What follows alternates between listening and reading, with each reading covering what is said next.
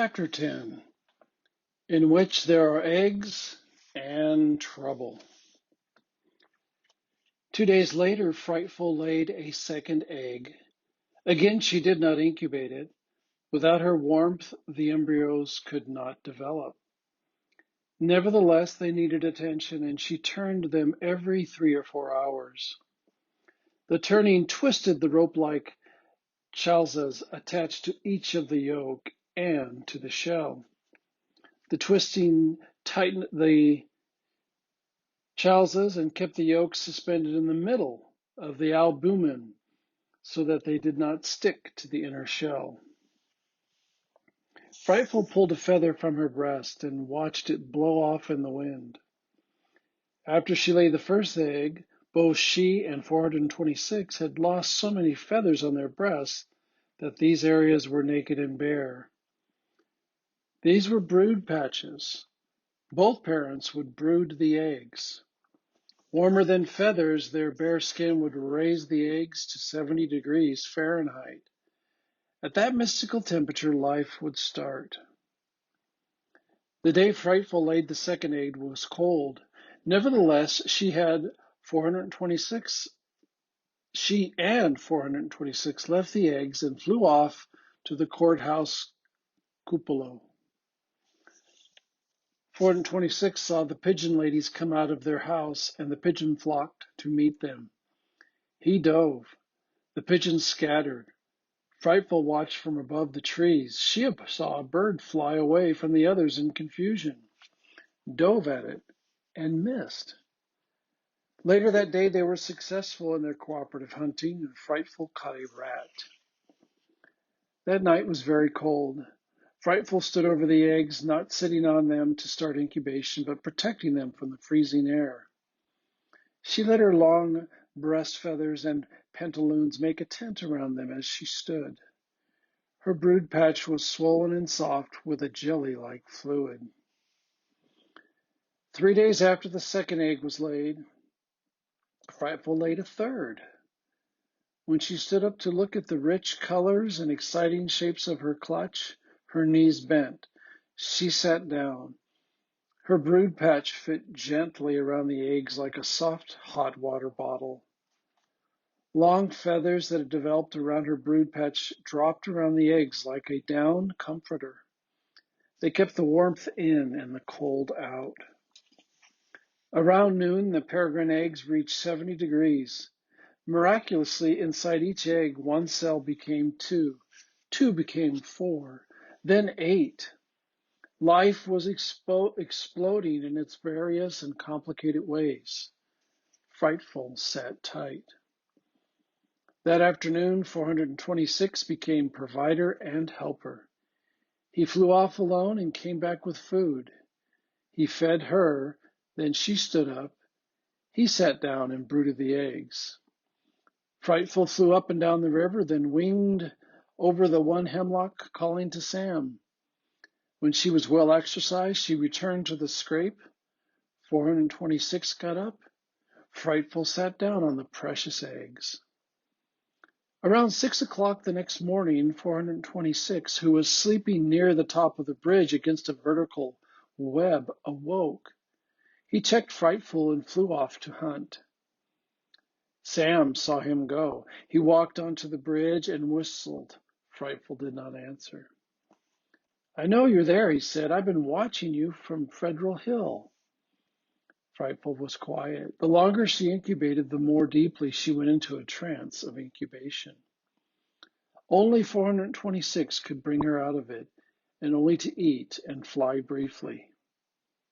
Sam whistled again. Still no answer. He grinned. Frightful, he knew, was now incubating. "Good girl," he said aloud. Then to himself, "At last I know for sure that she is not so deeply imprinted on me that she could not mate and raise eoses.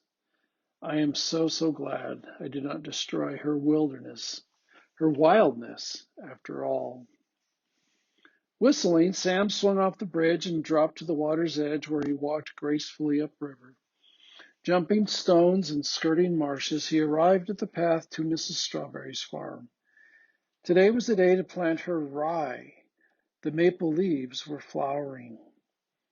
On May 8th, a diesel truck pulling a flatbed of lumber and roadblocks crossed the Delhi Bridge and parked on the town side of the river. Workmen placed detour signs and orange cones on either end of the bridge, tied orange ribbons to webs, and conferred with their boss, Joe Cassini. The cafe owner, Betty Christopher, drove up in her car and poked her head out the window. "What's all this about?" she asked Joe Cassini. "Bridge repair," he answered. "About time," she said. "The last couple of floods just about tore out the pilings. Going to fix them too?" "Yeah," Cassini answered. "The pilings are first." "I've been expecting them to go any day," said Betty Christopher, "and dump everyone on the bridge into the river. I'm glad you're here." "They're not that bad," laughed Joe Cassini. "But we're repairing this bridge and every other bridge in New York State, even ones that hardly need it." "How am I going to get to work?" she asked. "I live on the mountain side of the bridge, not the town side." "We're setting up a detour. Turn around and cross on the lower bridge." "Gotcha," she said, and drove off. A week later, the workmen finished the crib that would support the bridge while they replaced the pilings. No sooner was it up than a diesel truck with air compressors pulled onto the bridge. Men with ear protectors picked up their jackhammers and tested them. Blasts shook the bridge. Frightful stood up. "There's a peregrine's nest on this bridge." It was Sam's voice below. She sat down. "So," said Joe Cassini. "Well, peregrines are an endangered species," he said. "They are protected by law." "We ain't going to shoot them," Joe Cassini said. "But you'll scare them away," Sam replied. "Isn't there another bridge you could work on till the end of June?" "There are a lot of other bridges, but the Department of Transportation say we do this one now. Tell them peregrine falcons are nesting here. I'm sure when they hear that, they'll want to wait until the nesting season is over. These are very special birds." "You tell them," Joe Cassini said. "I don't know anything about that stuff." He gave orders to a man who was standing beside the piling and turned his back on Sam. Sam looked up at the long horizontal girder, then down at his body. He measured his body width against the width of the girder. "It ought to work," he said, and ambled toward the mountain side of the bridge. Walking to the bottom of the bow, he glanced back. The repair crew was busy. Grabbing the bow in both hands, he ran up it like a spider. At the fifth vertical from the mountain shore, he eased onto the wide horizontal girder and lay down. He was out of sight on his belly. He inchwormed to Frightful. She was tucked under the bow, her eyes calm and broody. Sam pressed his lips together and chirped. "Kedrit," Frightful answered and stood up. She turned the eggs to keep developing embryos from sticking to the shells. Leon Longbridge, the conservation officer, and 4 kids walked onto the bridge. Sam watched Leon. A little less than a year ago, Sam had thought Leon Longbridge was the man who had confiscated Frightful and taken her from him. Sam had been dead wrong. The culprit was a falcon thief named Bate.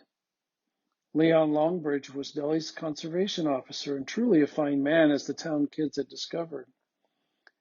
Leon's favorite bird was the peregrine falcon, and last summer when a boy named Jose Cruz and a girl named Molly came to his office to ask about peregrine falcons, he had expounded with beautiful stories about their courage and swiftness.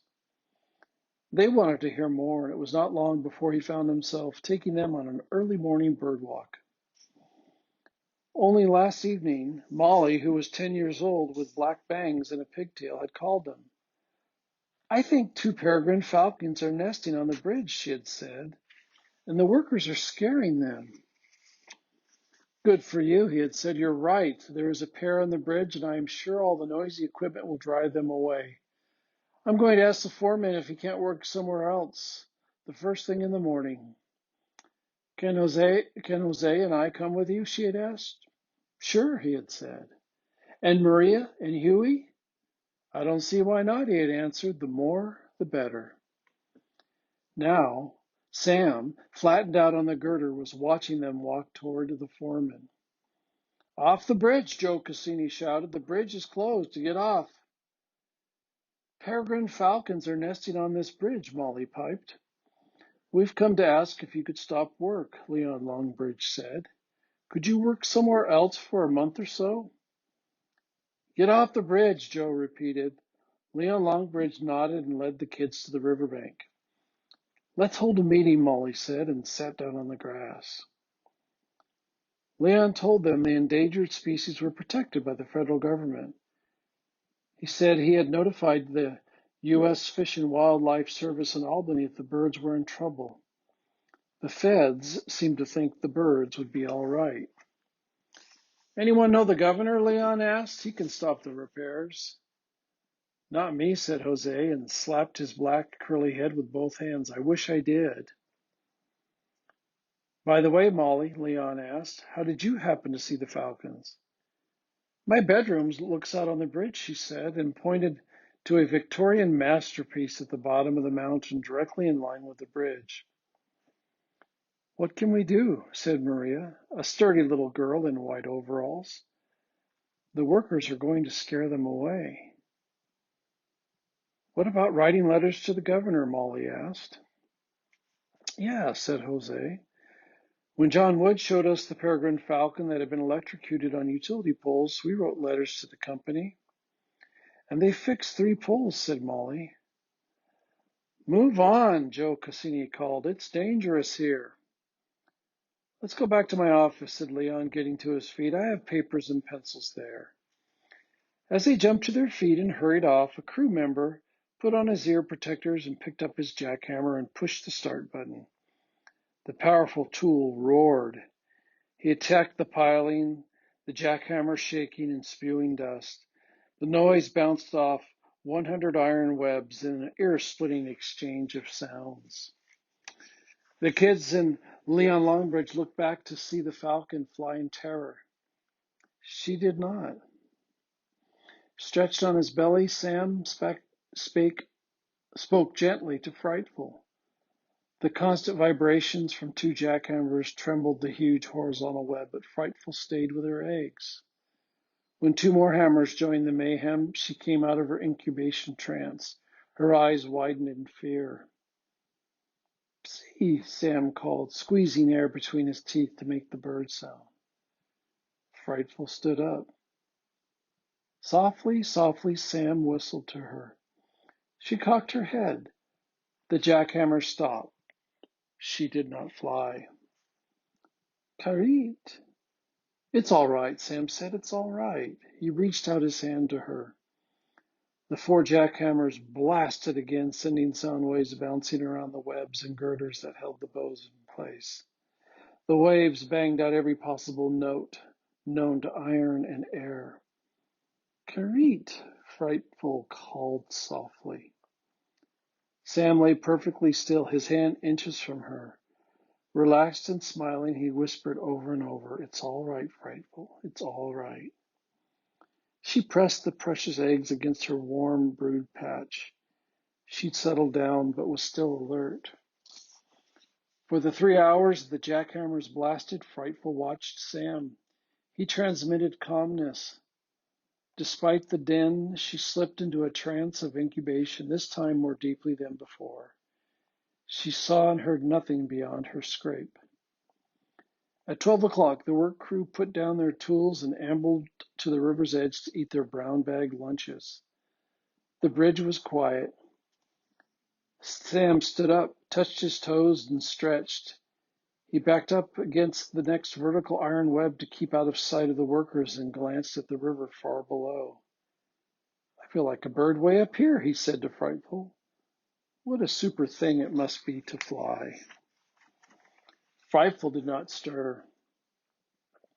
426 dropped out of the mist of a low cumulus cloud where he had been nervously circling. He landed on the top of the bow with food for Frightful. He saw Sam and flexed his legs to take off, but did not. 426 had been hacked to the wild by a motherly human. If Frightful was at ease with Sam, so was he. Sam did not move a finger. 426 shifted the bird in his talons to his beak and dropped down to Frightful. He called the peregrine note to awaken a mate from the incubation trance. Frightful brightened and looked at him. Glancing at Sam, who was tree still, he tore off a bite and presented it to Frightful. A jackhammer blasted. 426 swallowed the offering and took off in panic. Frightful was ready to follow him, but the eggs had power over her. Feeling them beneath her, she settled back to mother them. Frightful, Sam said, this is going to be a problem. 426 is not going to feed you with those blasters around. He took his penknife from his pocket and cut off tender bites. Frightful took the food from him until she was satisfied. I wish you could exercise, he said. I can feed you, but I sure can't sit on the eggs. At 5 o'clock, the noise ended, the work crew drove away, and Sam got to his feet. You're a brave bird, he said. Hang in there. I'm going to catch and cook me a fish. Then I'm going to make a camouflage. Somebody's going to look up here, and if they are standing at the right angle, they'll see me. With a burlap bag and some reeds woven into it, they'll think I'm wind-blown debris. When I go down, I'll leave it up here. I hope all falcon watchers will think it's the nest. And something else. I'll get Alice to buy some orange material. She and Mrs. Strawberry can make a vest I'll wear, like the workers. There's a hard hat in Mrs. Strawberry's barn. If anyone sees me climbing up the bow to the nest, they'll think I'm a crew member. He looked down on the brooding Frightful. You and I have got to get these little birds in the sky. The rivers and valleys need them. He whistled softly. Sleep well. I'll be back in the morning.